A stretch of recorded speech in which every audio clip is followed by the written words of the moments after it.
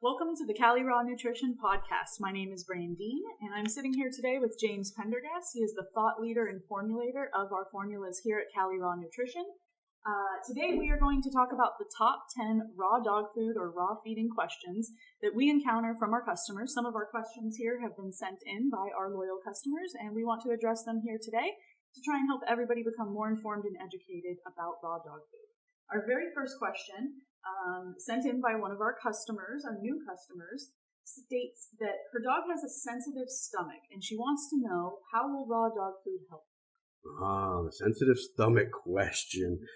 Sensitive stomach is such a broad term. There's not going to be one perfect dog food for every single dog out there for every single issue that every dog has. In most cases over time, we have seen that a fresh or raw food diet does help in those cases. Now, certainly if there is a pancreatitis issue, that can be problematic, but our customer wants to look at the overall fat content of that meal. But in most cases, sensitivity can be overcome by maybe gently cooking the Cali Raw a little bit and gradually over time reducing how much heat they're cooking it and make it less to it's in a raw format. But yes, overall, we have seen improvements in sensitivity, certainly with stomach issues, with fresh food. Not every dog every time, but in most cases we hear good evidence that it is supported. Excellent. So next question is in regards to allergies. This customer here states that her dog has been eating a kibble diet for a couple of years and has recently been experiencing pretty severe allergies, and she wants to know how raw dog food could help. Yeah, we hear that all the time, and let's make sure that she's presenting things if she's... Let me back up.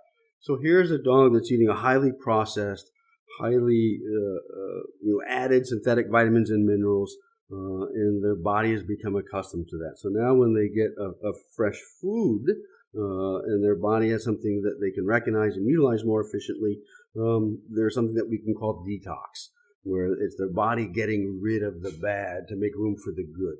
Sometimes folks do call that an allergy. Allergies actually come into an intolerance versus an allergy, and those are things maybe we can get into in a different podcast. But we find that if your dog, Randine, for instance, we use you as this customer, is this person that once you have an issue with the chicken in the kibble format, once you give them a fresh chicken, they don't have those same reactions. We see that time and time again. But I want to preference everything. Every dog is unique, and it's better to go slow than jump right in to help minimize any of those things. But when we do switch to a fresh food diet, like Cali Raw, you may or may not see what is known as detox. It's really where the body is getting the built-up accumulation of toxins and things out of its system. And that may show up as hot spots. It may show up as a little bit more shedding. So it's the process of getting healthy. They have to get unhealthy to be healthy again. Got it. Okay. And then our next topic, a question that we see often with some of our new customers that turn to Cali Raw, is obesity and overweight. And I know this is an epidemic among dogs, humans as well. And let's talk a little bit about how raw dog food can help in the weight loss and also just general weight management.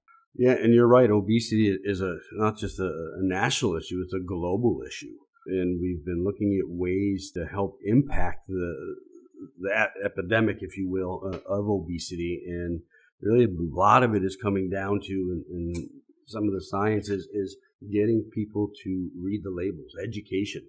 Most folks don't realize their dog is obese, or if they are, they're afraid to acknowledge that. We get that, right? We do care. We don't want to be saying that we're doing something wrong. So following the feeding instructions or guidelines of the product can certainly maintain that. But I think the biggest key is looking at it's called a body condition score. I prefer a 9-point scale versus 5.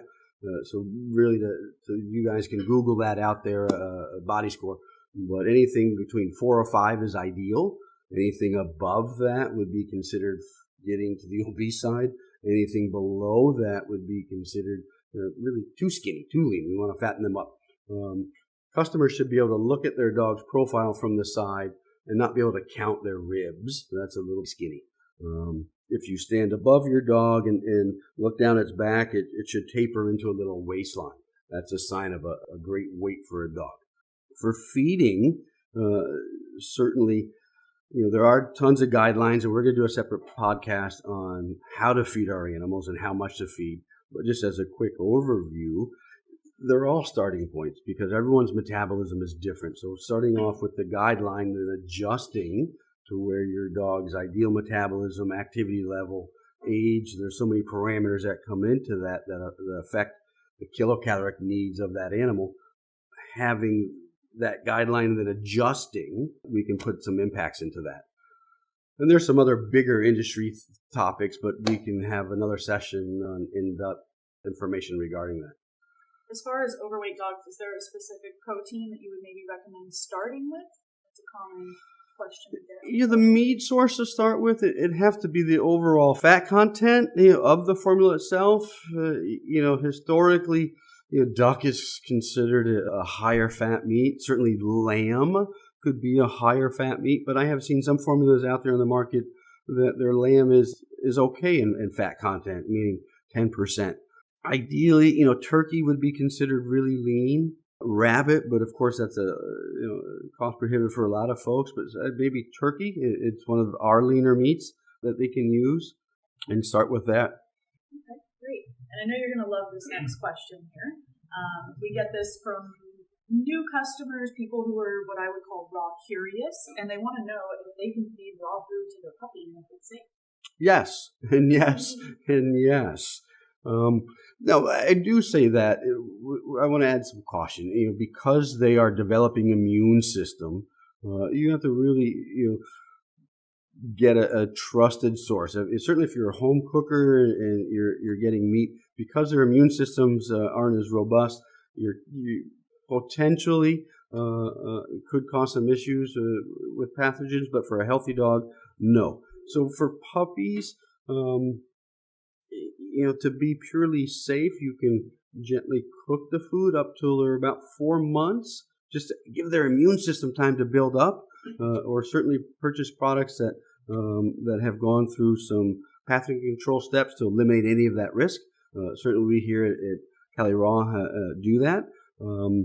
So yes, you can feed raw to your puppy. Okay. And at what age would you recommend starting a puppy on a raw dog food diet?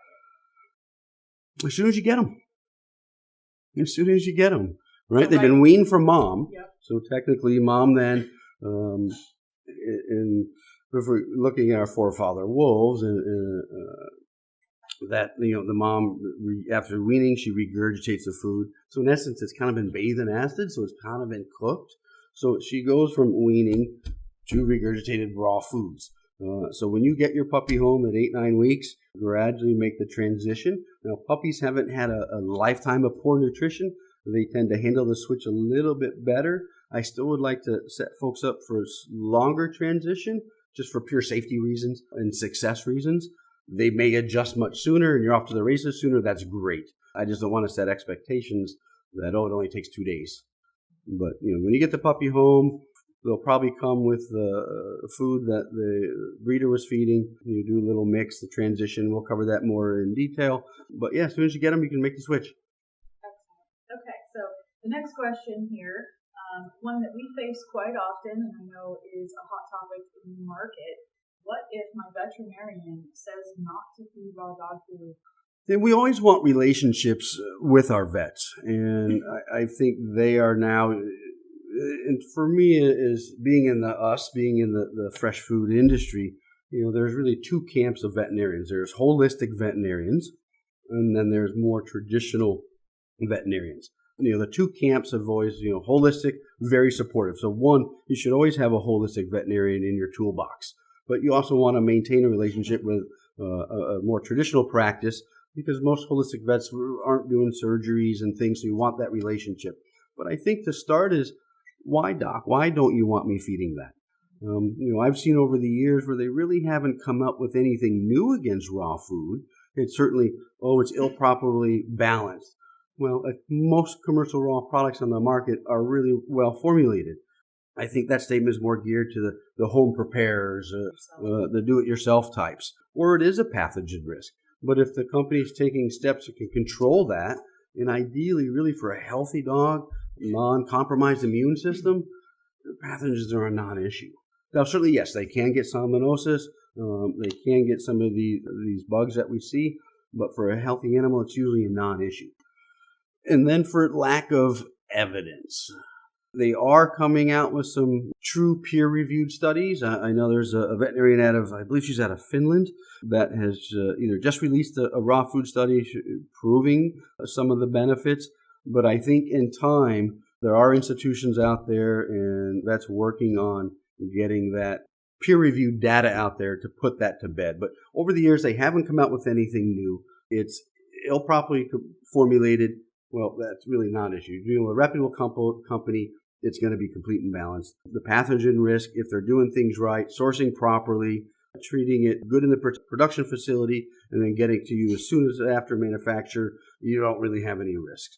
So, you know, for any vet that says yes, I can show you a vet that's going to say, any vet that says no, I can show you any vet that's going to say yes. Okay, so our next question, this customer here is a new customer, and she states that her dog is very picky. What is the best way to introduce and maybe even transition the picky dog to raw food? Yeah, we do hear this a lot, and that is a good question. Because pickiness, you know, here's a dog that certainly if they're coming from kibble, you know, that's eating a highly processed, low protein, high carb, no moisture diet to something that has higher protein, low carb, high moisture diet, it could be a little intimidating to those guys. And certainly we see smaller dogs tend to be a little more pickier than our larger dogs. But always go slow. There's a lot of tricks we can do in that transition. Serve it on a plate. Serve it in a new area. But you as the caretaker, the pet parent, if you will, you have to be excited. So it'd be like, oh, Brandine, you're like, oh, look, honey, look what I have for you. Oh, you're going to be excited to try that. You need to be excited about doing it just as much. They're going to pick up on that energy. If you're cautious and skeptical, they're going to pick that up, and that's just enough to turn them off. Now, we really have to understand our dogs. So just because they may not scarf it down at that moment doesn't mean they didn't like it. Maybe they just weren't hungry at that time. So a lot of times people may interpret that as, oh, he didn't like it at all. You got to give it some time. Start slow. 25% of Cali Raw to maybe 75% of the kibble. Or even just put it on a little cracker just a little bit. Let them get the exposure to it. We found some other cases, gently heating the Cali Raw can make a difference. You're releasing some of the fat molecules, creating a little more flavor profiles, aromas for them. We've had success with that. You know, sprinkling a little, bonita flakes. Parmesan cheese is all right as long as it's low sodium. I'm okay with the toppers. You just don't want to entrain your dog that's the only way they're going to eat it. But if that's some coaching needed to get them to get onto a better diet, then for a limited time, sure, why not? We found using some of those techniques, and there's some more that you can just call in and ask, and we'll be glad to share what we find helps the finicky eaters. And then you had mentioned lightly cooking.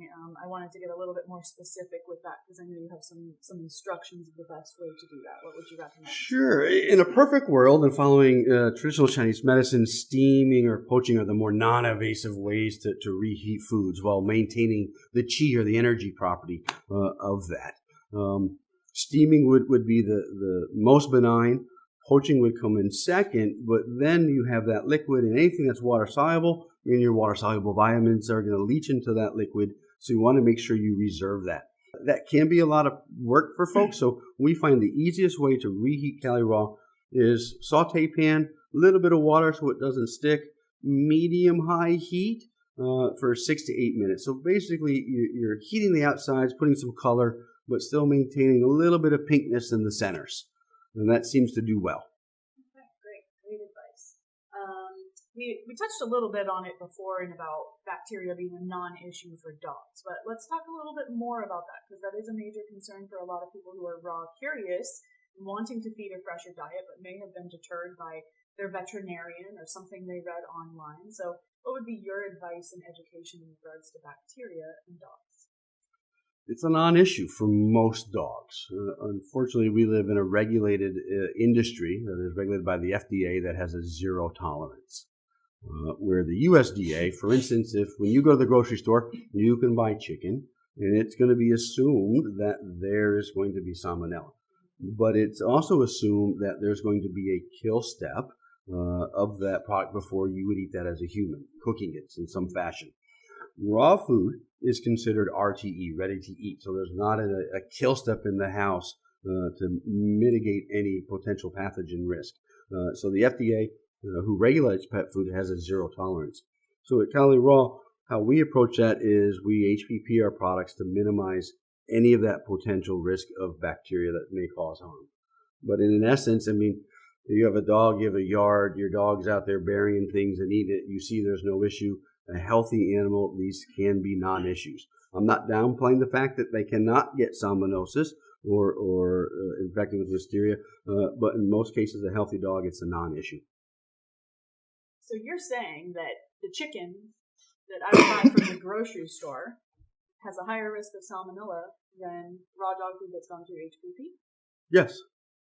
I mean, I've seen estimates, and it varies from report to report, but manufacturers are allowed a certain percentage of positive tests on their poultry. And somewhere it can be as high as, I've seen some report upwards of, 65% of all chicken is contaminated with salmonella. I think it's a little bit lower than that, but yes, as a general rule of thumb, I would think your potential for salmonella in grocery store chicken is going to be higher. So for a consumer who is educated and aware that bacteria is, for the most part, a non-issue for dogs and may be concerned about their own risk in that, they can feel more confident with a raw dog food that has undergone HPP than any raw food that they have in the grocery store. Most certainly. Yeah, I agree with that statement. I mean, there's risk in everything we do. We have to look at the risk and outweigh that to the benefits and decide if that works for you and your lifestyle. There's certainly some cases where, I prefer they're cooking the Cali Raw at home. If there's young children, a toddler age that are crawling around the floor and they can get to the bowl. Certainly we hear about pediatricians talking to pregnant females about staying away from a cat litter box. So there are some cases where it may be more prudent to cook the food, but overall, the risk is low. This next question here is a popular one. We have a lot of customers and even interested customers who really want to feed their dog a raw diet, but in some cases it's just cost prohibitive for some people. In that case, would you recommend supplementing raw dog food, and what would be your guidance and advice? Oh, of course. Anytime we can incorporate better nutrition through food, I'm all for that. And I get the cost factor, and certainly having large giant breed dogs, or even some folks have multiple large giant breed dogs. But feeding 50% of their diet Cali Raw, you're going to achieve many of the health benefits that if you were on 100%, and you're still going to save some money. Now, there are better kibbles than others. Talk with your local retailer of what they would consider a high quality kibble. And then you can mix the Cali Raw 50-50, feed one in the morning, one at night, vice versa. It doesn't really matter. But you will still see many of the same health benefits: a better skin and coat, fresher breath. Weight control can be in play as long as you're not free feeding. You're not filling up that bowl of the dry food and giving a tightly controlled portion of the fresh food. You'll see some energy levels increased, longer period of time, less shedding. One of the key proponents of raw diet is smaller, less odoriferous stools. You'll see some changes in the stool, but I don't think it's going to be the true impact. But still, it's they're utilizing more of the nutrition. Biggest thing is you're going to reduce your vet bills, so you'll have more money to spend on a better quality diet. And as you see more improvements, they're going to want to do more, and we're here to help you do more. So if you have any questions, call us, ask us. We're here to help. Absolutely. Okay, so next question is regards to dogs being, dogs that are more active versus dogs who are less active, and how that affects the amount of food that they should be eating. Good question, and we certainly will have a separate podcast on this, but there's many factors that go into feeding our animals: the breed, neuter status, activity level, the stress in their environment, age, all kind of play into their caloric requirements. So if they're at a good weight, we'd want them to help guide them through that. And every dog's an individual. So, there's some questions that we'd want to know in the background to help them decide how much really to feed that animal. Certainly, we would want the breed, age, and weight. Some history, maybe the environment, or the indoor, the outdoor only information. Any medical issues? What are they currently feeding? How much? General impressions for them, if they can get access to a body score, so you can relay that on a 9-point chart. Oh, my dog looks to be a 6. Well, that helps us guide in some of the caloric needs. And then certainly look at all the treats you're feeding. You don't want treats to be more than 8, maybe 10% at most of the dog's intake of calories. So you got to watch that treats. There's not a one-size guideline where I could say, Brandine, your border collie is going to eat X amount of pounds at this weight. It just doesn't work that way. A 40-pound dog doesn't eat twice that of a 20-pound dog. Feeding guidelines are not linear. We always like to educate customers and let them know to monitor and adjust as needed, because every dog is different and their metabolism varies. Also want to mention, we actually do have a 9-point body score chart on the CaliRaw website, www.caliraw.com. Under guides, you can find that score chart. You can see where your dog lines up, and you're welcome to reach out to us if we can help in any way. Our final question, this is a good one. We kind of saved the most in-depth question for last. Hot topic in 2019 and 2020 for pet food, DCM in dogs. Yeah, that is the hot topic, and the FDA has continued to keep putting out information, and truly, when I'm talking with some of my colleagues and my trusted veterinarians in the industry, the underlying cause of DCM is still really, truly unknown, but it's thought to have a genetic component. Certainly, large breeds are more frequently affected by DCM than smaller breeds, and certainly taurine deficiency is the underlying cause. To quote let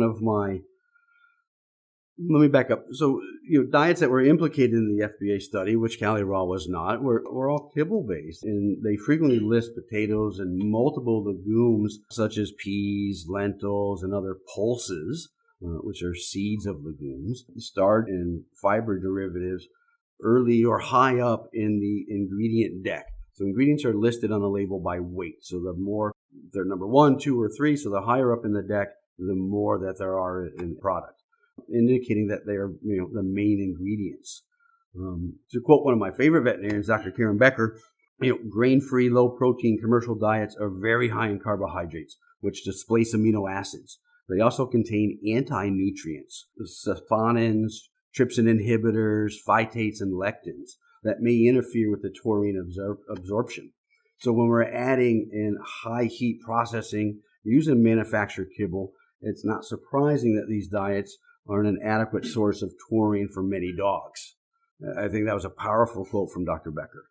Most foods on the market today, including CaliRaw, have low inclusion rates of starchy veggies, and certainly do not include pea or tapioca starches, which were named in some of the early reports that were out. So a well-balanced formula like CaliRaw that's high in protein, moderate in balanced fats, and very low in carbohydrates, we're thereby reducing any implications of the carbs interfering with the taurine absorption. Since taurine is deemed a non-essential amino acid for dogs, AAFCO does not have a requirement for taurine. So most manufacturers do not include taurine. Now, we may see that change in the coming years. That's something we're all watching as formulators to see if AAFCO is going to have a minimum requirement of taurine for our dogs. But most dogs can make their own taurine. Cats, on the other hand, are another story. It's one of the things that makes them an obligate carnivore. So CaliRaw, we're getting in our ruminant red meat products, there's naturally occurring sources of taurine. And as an average, I want to say our red meat products have about 13 grams per 1,000 kilocalories of taurine. Poultry products is a little bit higher, so our chicken and turkey averaging between 0.20 and 0.30 grams per 1,000 kcal. So they are getting that. Our puppy formulas, we include taurine, amino acid taurine in those formulas, so it's not a concern for the growing puppies. It's a great antioxidant as well. If anyone really has a concern, or until we certainly have more information from the industry or the FDA on the subject, if you have a concern about taurine, our recommendation, especially if you have a high-risk breed or you're cooking your meals to death, like you're cooking ground round at home, or suspect a low taurine absorption issue in your dog, I would just recommend have them feed a can of sardines on a weekly basis. They'll get more than enough taurine needed. Marine products are well known to be a good source of taurine. Great information for our listeners out there. One thing I want to just kind of clarify, right? So there's been this scare with grain-free food, and a lot of people have misunderstood that to mean that dogs need grain. Can you clarify on that? The grain-free food is obviously a newer trend, and it's been marketed within the last 5 to 6 years. And it's quite possible the high starch or carb content in these diets that deplete the taurine levels or makes the taurine less bioavailable. And certainly we know grain-free kibble is higher in both carbohydrates and purified starches like the pea, potato, and tapioca starches we're seeing. So they don't know if there's an inhibitor taking place in the conversion pathways of the dog absorbing that. I don't think, and I haven't seen science saying here's the smoking gun of what's causing this. There's still a lot of information out there. Grains, I think overall have gotten a bad rap in the industry.